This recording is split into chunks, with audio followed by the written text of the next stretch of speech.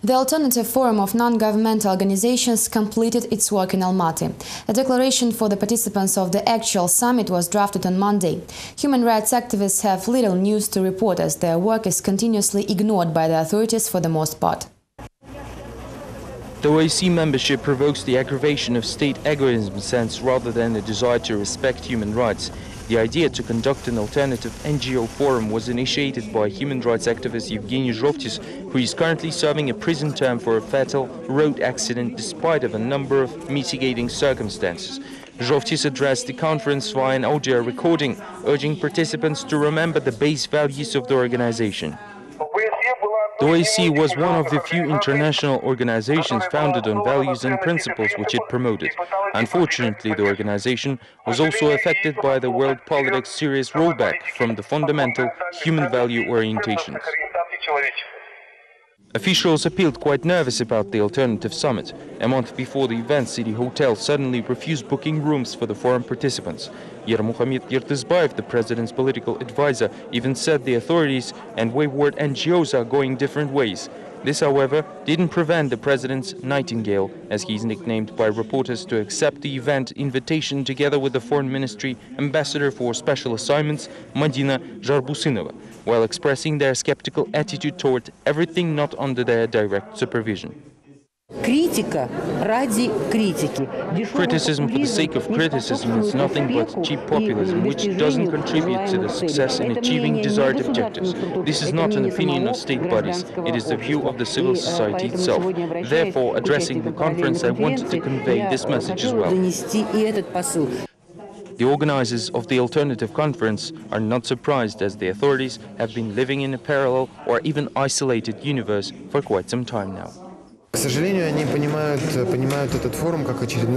Unfortunately, they see this forum as yet another attempt to discredit Kazakhstan. I believe it shows the narrow-mindedness of some NGOs and representatives of the authorities. This forum is nothing but an attempt to talk about the OSCE and its future, and is not about Kazakhstan and its current state. Oleg Panfilov is a director of the Russian Center for Extreme Journalism who worked as an OSCE expert for 13 years. Europeans well know about the violations of human rights in Kazakhstan and cannot be surprised with the new revelations. The rights and freedoms promoted by the OSCE are interpreted in a peculiar way in Kazakhstan. For instance, freedom of speech for authoritarian regimes merely means that everything is negotiable. Kazakhstan gave nothing to the OSCE except maybe for some project funding, while the OSCE gave Kazakhstan some promotion and nothing else. There is a process of ideas dying off. Without reforms, any organization that exists for more than 30 or 40 years turns into a heavy bureaucratic mechanism. I believe that OSCE has reached this state. It is, however, unlikely that this issue will be raised during the event. An OSCE summit has not been held for 11 years, and it is unlikely that this opportunity will be used to openly talk about inside problems. Nevertheless, human rights activists intend to be quite vocal and already demanded the release of Evgeny Zhovtis at the end of the conference. On Monday, Astana's defrauded real estate investors and mortgage holders met with city authorities and bankers. Unfortunately, the long-awaited negotiations failed to bring any substantial results. Members of the movement Leave Housing to People say the talks were organized by the administration just to lull the vigilance on the eve of the summit and not to solve any housing problems.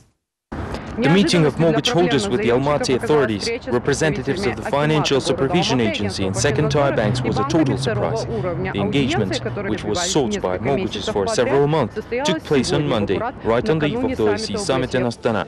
During the talks, the authorities openly declared that the problem is solved and no one will respond to any ultimatums. All problems should be dealt with legal ways which satisfy almost 100% of the population. Some groups are mistaken if they consider themselves above the law. Even if there are 100 dissatisfied people, it is already a state problem, and the state must take responsibility before the people. At first, representatives of the movement Leave Housing to People even refused to take the floor, not understanding the purpose of the meeting. It became clear later that people were gathered to tie up loose ends on the eve of the OSCE summit. Activists refused to be part of this farce, and questions of problematic mortgage holders, of whom there are 17,000 people around the country, remained unanswered. Thank you for watching. Goodbye.